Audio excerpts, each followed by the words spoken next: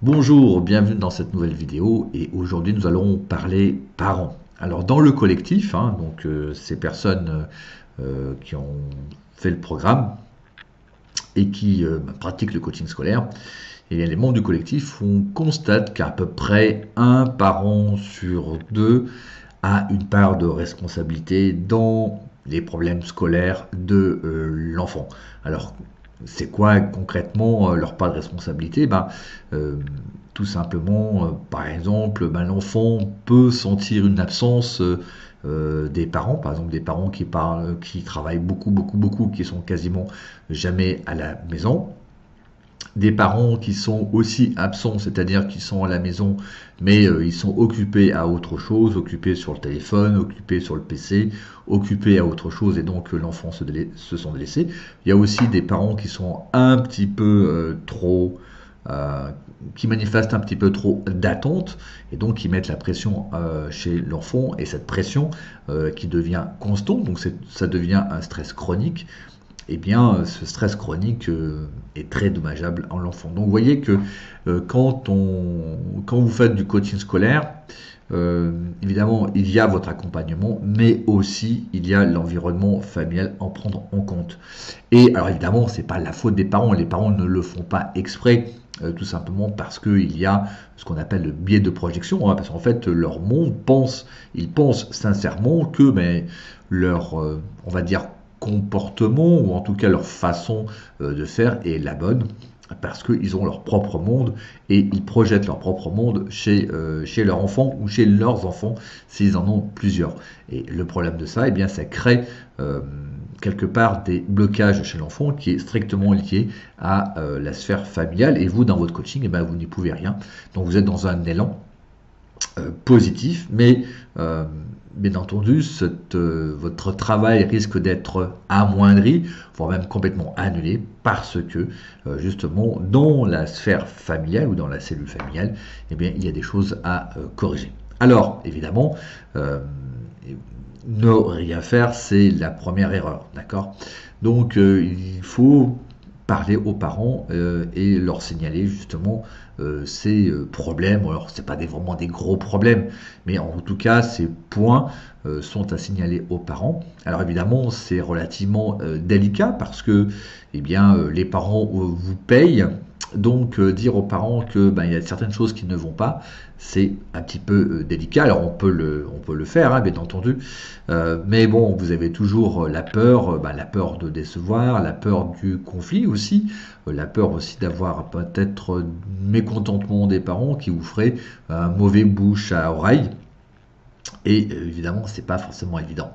Donc, comment s'adresser aux parents, quelle communication utiliser, comment leur parler, eh bien, c'est ce qu'on va voir dans cette vidéo euh, avec Hélène, qui a fait un certain nombre d'accompagnements, qui a été amenée justement à parler aux parents parce que leur mode de fonctionnement, en tout cas leur compréhension, faisait que dans la cellule familiale, eh bien, la personne, le jeune qu'accompagnait Hélène, eh bien, avait quelques difficultés liées spécifiquement à cette situation. Voilà. Donc il s'agit d'une interview de Hélène que vous avez déjà vue, donc il s'agit principalement de la deuxième partie de l'interview où on a discuté de ce sujet. Voilà. Et puis avant de commencer de découvrir un petit peu l'expérience d'Hélène, où elle va vous dire bien comment elle fait elle, et puis comment elle fait pour parler aux parents. Je vous rappelle que vous avez une formation gratuite sur comment développer votre activité, même si vous avez peu d'expérience. Voilà, j'en dis pas plus et je vous laisse à l'entretien avec Hélène. Allez, c'est parti. Salut Hélène, merci d'être dans cette interview. Alors, Bonsoir. pour cacher à personne, donc tu es rentré dans le programme depuis combien de temps? Une dizaine de mois, c'est ça à peu près? Depuis le mois de mai 2022. Et puis ensuite, il y a un autre, on va dire un autre champ, c'est que effectivement il y a l'éducation de l'enfant, enfin ses propres blocages, d'accord, que tu enlèves, que tu identifies et que tu enlèves, mais aussi il y a l'environnement familial qui joue. Et parfois, eh bien, les parents ont besoin aussi d'ajuster certains comportements. C'est Ah. ça, hein? Mm. C'est ça. Donc tu le rencontres aussi, bien entendu, mais Oui, c'est quand même assez délicat parce qu'en fait, bon, bah, les parents t'ont rémunéré pour accompagner leur enfant sur ses difficultés d'apprentissage, oui. mais il y a aussi, ils sont aussi impliqués. Alors, ben justement, comment tu fais? C'est délicat, quoi. Donc, C'est comment délicat, tu... mais parfois c'est nécessaire, il faut le faire, parce que sinon on n'avance pas. Voilà. D'accord. Donc, à partir du moment où on comprend que faire évoluer un élève dans ses apprentissages, c'est aussi prendre en considération tout son environnement familial, Mhm. dans l'établissement scolaire, enfin voilà, son Mhm. environnement. Là, on s'aperçoit qu'effectivement, des fois, ben, on va avancer en termes de, euh, de coaching, par le questionnement, tout ça, sur tout ce qui est mémorisation, visualisation, ça roule. Et puis, il y a des grains dans l'engrenage, il y a des choses qui coincent parce que ben, l'environnement, il n'est pas là. L'environnement, on va dire, pas idéal, mais le contexte n'est pas favorable Mhm. pour aller plus loin. Mhm. Donc c'est compliqué, oui. Mhm. Les Et- parents nous demandent d'aider leur enfant et là, il va falloir qu'on discute avec eux pour mhm. signifier. Ouais. Toujours pareil, dans l'écoute, dans la proposition, dans la suggestion, dans le questionnement, euh, il faut les rencontrer parce que sinon on ne peut pas avancer. Donc, D'accord. en Et général, tu bon, fais, ça se ouais, passe très bien. Ça et se tu fais passe très comment, bien. justement, hein? Justement, ça te passe très bien. Et tu fais Ouais, comment? ça se passe très bien. En général, bon, je, je n'ai pas de, on va dire, d'organisation précise. Le rendez-vous et les parents, ça sera s'il y a besoin. Ça va pas être, par exemple, j'ai prévu un rendez-vous à la quatrième séance, bam, comme ça. Donc, s'il y a un rendez-vous, c'est que vraiment il est nécessaire. Alors, il peut être à la deuxième séance, à la sixième, ça dépend. Voilà, ça aussi, c'est à la carte. Le rendez-vous, ben, j'en profite pour redonner un petit peu le profit d'apprentissage du jeune, expliquer aux parents où on en est, l'évolution. Bon, généralement, on est toujours dans une Mhm. évolution positive, voilà, Mhm. et que bah, les apprentissages, c'est pas forcément qu'à l'école. Mhm. À la maison aussi, il faut qu'ils finissent d'intégrer les informations, qu'ils les mémorisent, qu'ils préparent les contrôles. Donc l'environnement familial, il est vraiment important parce que l'enfant, quand même, travaille, son travail personnel, ben, ça se passe chez Mhm. lui. Voilà. Mhm. Du coup, il y a quand même des essentiels, des besoins essentiels comme le calme, par exemple, Mhm. Mhm. l'encouragement, la considération de l'enfant. Mhm. Donc, Mhm. quand je sens qu'il y a des choses comme ça qui sont pas réunies ou des problèmes de sommeil, enfin ça peut être exprimé par l'enfant, soit ça peut être verbalisé, soit c'est parce que je Mhm. l'ai détecté, parce que je le trouve fatigué. Il y a des choses que je ressens et je vois Mhm. bien que ça coince, hein. Donc, Mhm.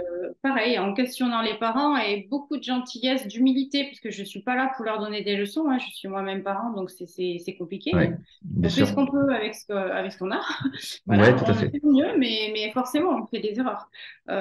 Bon, alors l'idée, c'est pas d'arriver en disant, voilà, je vais vous taper sur les doigts, c'est pas ça, c'est pas ça. Mhm. C'est de faire prendre conscience que vraiment l'enfant, il est dans un élan là, il est en train d'avancer et il manque Mhm. trois petites choses et Mhm. faire comprendre aux parents que ça, eux, ils peuvent les débloquer. Donc, D'accord. en général, ils sont attentifs et on a un retour après à la maison. L'enfant me Mhm. dit, ben, oui, oui, ça change un petit peu, voilà. Mhm. Donc, Mhm. par le questionnement, l'écoute, vraiment beaucoup d'écoute. Et lorsque je pose des questions, c'est pareil, c'est toujours très sécurisé parce que je suis pas là pour juger. Voilà. C'est Mhm. subtil, Mhm. hein, on marche sur des œufs, mais c'est bien faire Mhm. comprendre aux parents qu'on est là pour voilà, créer le D'accord. cadre favorable pour leur enfant. D'accord. Et est-ce Et que, généralement, ils adhèrent, hein. Il y a pas de ouais, problème. Oui, oui.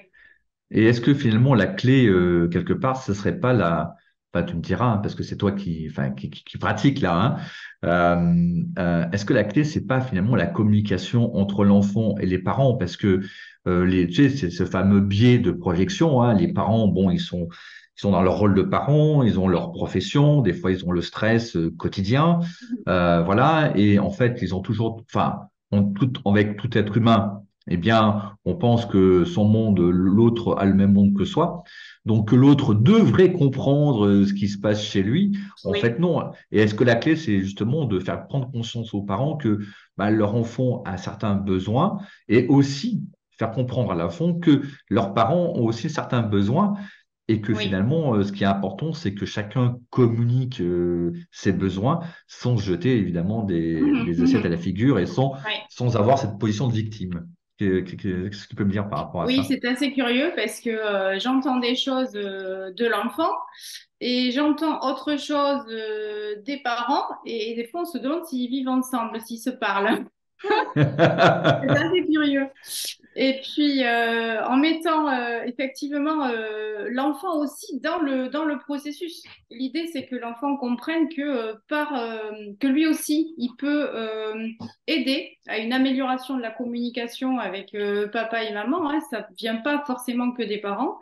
Et parfois, je vais avoir des parents qui me disent plein de choses sur leur enfant, mais quand je reçois l'enfant, il est loin de penser que ses parents pensent tout ça de lui. Du coup, parfois, je leur demande, je dis, mais est-ce que tout ce que vous dites, est-ce que vous lui dites à votre enfant, est-ce que... Oh, mais non, non, il le sait, j'en suis pas sûre. En fait, il faut vraiment, oui, montrer habilement, faire ressentir habilement aux parents que l'enfant ne pense pas forcément comme les parents et l'inverse. Et l'inverse. Hum, hum, Voilà. hum. Chacun est D'accord. sur c'est pas des préjugés, hein, mais sur ses pensées, sur ses projections. Hum, Parce que j'ai eu parfois des retours comme, ah mais non, mais c'est pas la peine, elle le sait. En fait, pas du tout. Pas du hum, tout.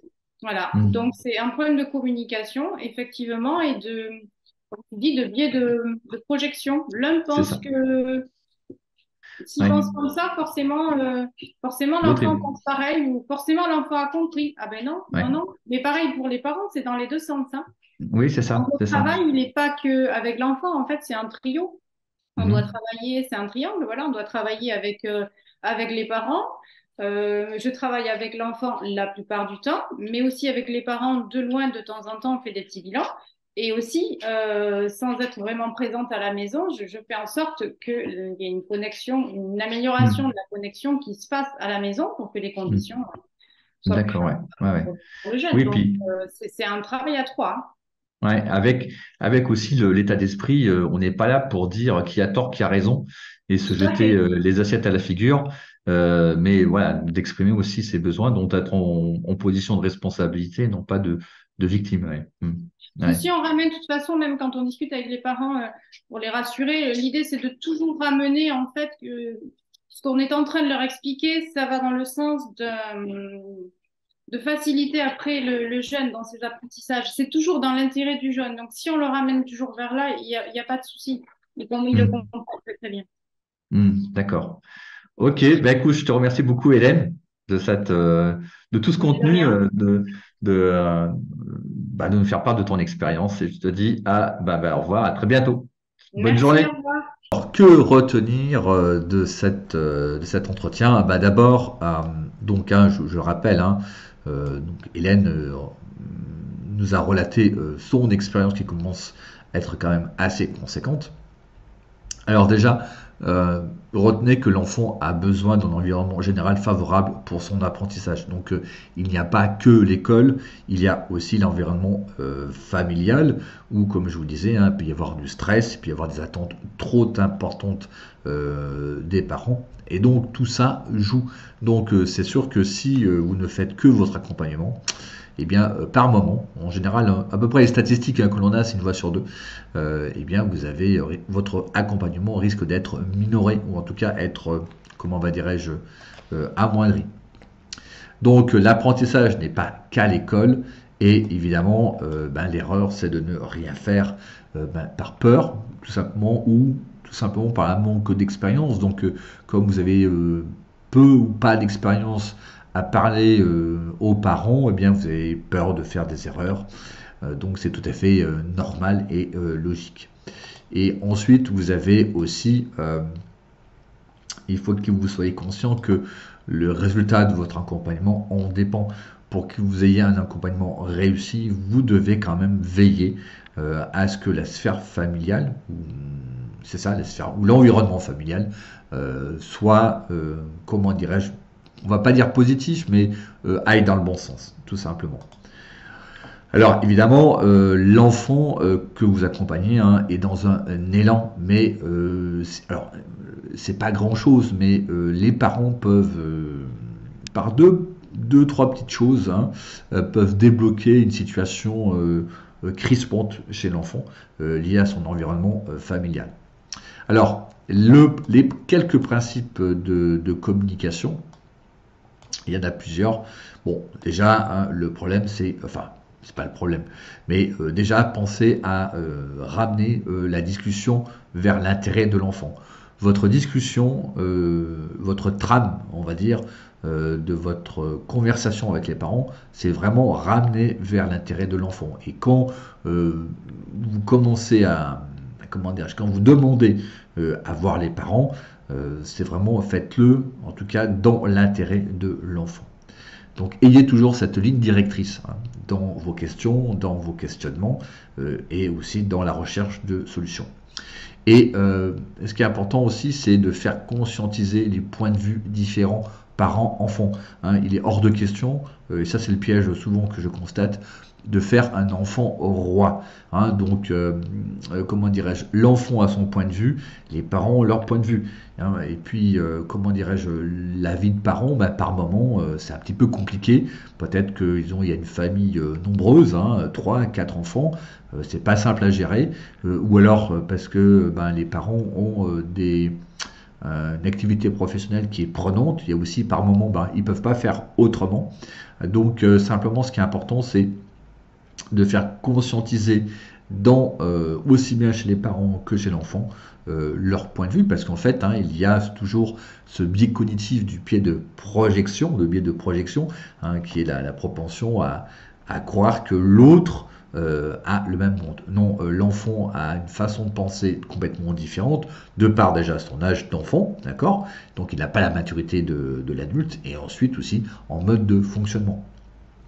Ensuite, faire comprendre aux parents que tout simplement l'enfant ne pense pas comme eux. Hein.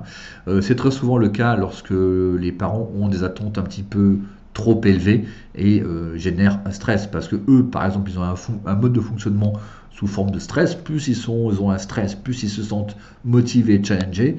Ce mode de fonctionnement peut être contre-productif chez l'enfant. Et donc, ils ne vont pas forcément comprendre pourquoi leurs attentes pourrait tout simplement être contre-productif chez l'enfant. Et soyez dans évidemment l'écoute, la suggestion. Et là aussi, vous pouvez utiliser la technique du questionnement.